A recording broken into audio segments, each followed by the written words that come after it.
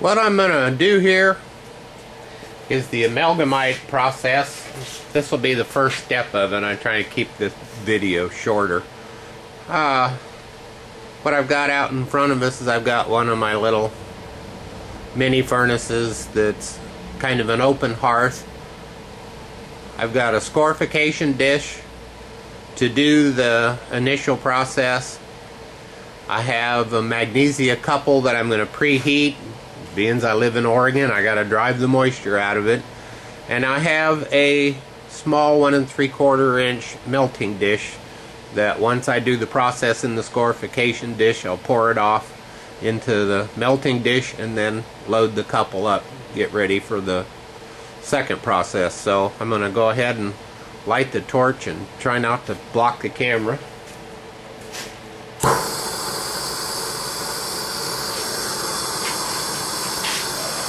I've found a lot of people have problems doing the cupellation part of this process, and what I found is that the cupellation process is affected by everything.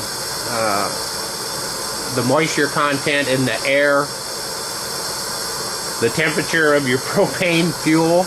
If it's cold, if the tank's cold, it's going to reduce the pressure in the tank. I don't seem to get as much heat out of it. Actually, while my tank was running out of fuel 2 days ago, I was actually sooting up the Amalgamite. The pressure was just, the torch was burning, the pressure was low. So what I'm going to do is, to answer a question that one of my eBay buyers asked about, can you put borax flux in with the Amalgamite when you do the process? Well, I can put dirt in with it. So I'm going to put a mixture of silica sand, just to represent, say, the sand you'd get in a mining claim. And then I'll add borax to it. Then I'll add the Amalgamite. This is just junk, is what it is. It's contaminant. Kind of put some of that in there. Probably put too much. Then I'm going to add some anhydrous borax. Gonna mix this up. I see the borax starting to swell, so it's scorification dish is getting hot. In Oregon, boy, I mean, if you don't keep it sealed up, it's going to draw moisture. So I don't really measure much, so I'm going to take some Amalgamite and dump it in there.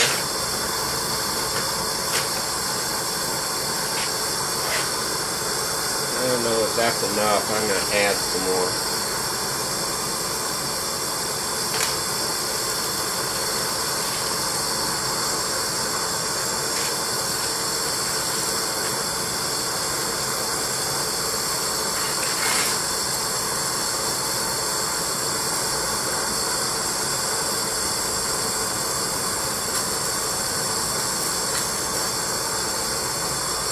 This will probably make more than a couple full.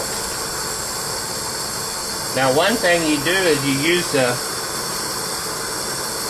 magnesia couple with the Amalgamite, and it's a process to where the Amalgamite has the ability, just as lead does and bismuth does, to reduce the melting point of precious metals. Sterling silver melts somewhere around 1641 degrees Fahrenheit. Amalgamite melts at 540 degrees. But when you put the silver into the Amalgamite, it melts at 540. So, for one thing, it lets you do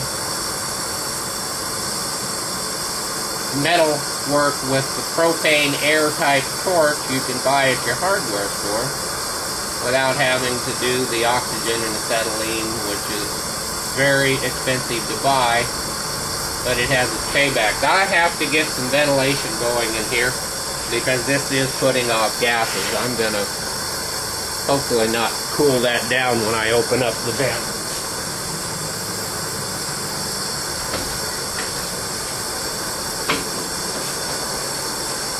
It's only 31 degrees outside, foggy, so I know there's a lot of moisture in the air.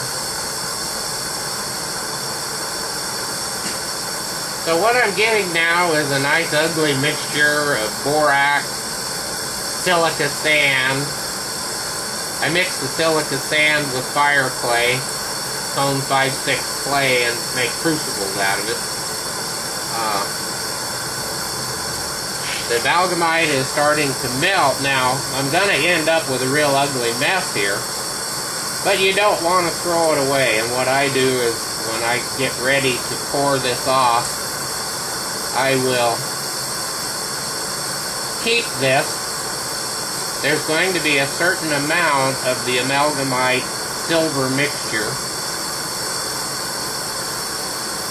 Okay, it's getting ready. I need...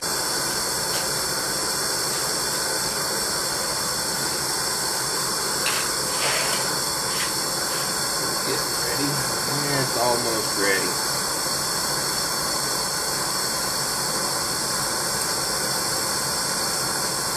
Now this couple here is a number 7, and it will absorb 47 grams of lead, or a slightly less amount of bismuth, about the same with amalgamite. And this is actually just part of the fire assay process. I'm going to let that continue to melt. I've got a little bit of silver I can add to this process. I'll find a nice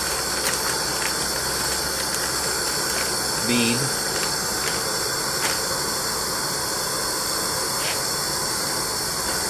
I'll add that one.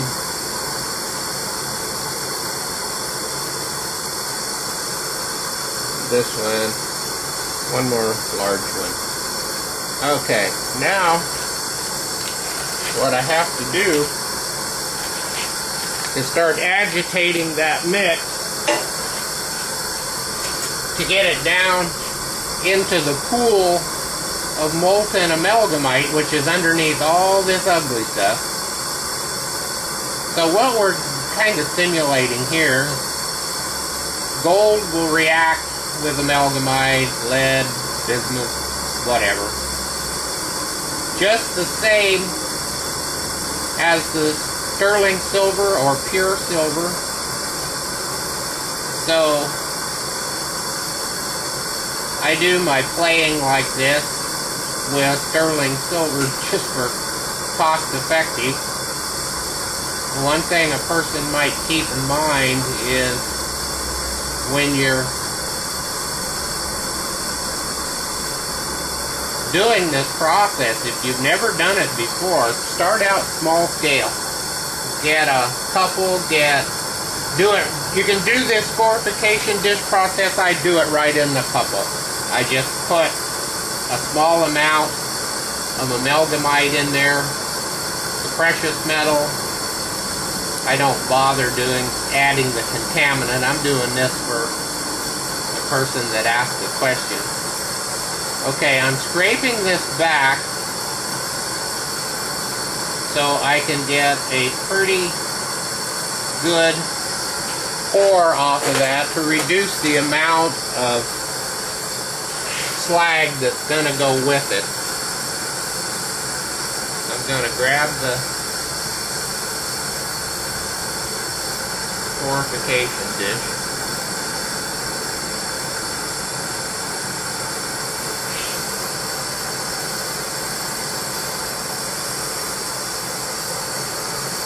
Now you see there's going to be an amount left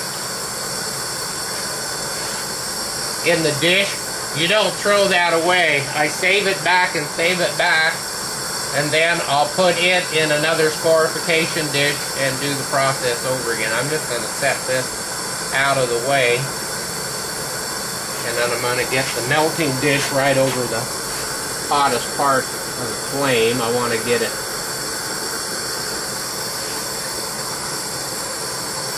more molten. I'm just going to let that go for a bit. Add a little piece of flux in there. And then I'm going to just go ahead and load up the couple, which is preheated. And that, believe me folks, is overfilled.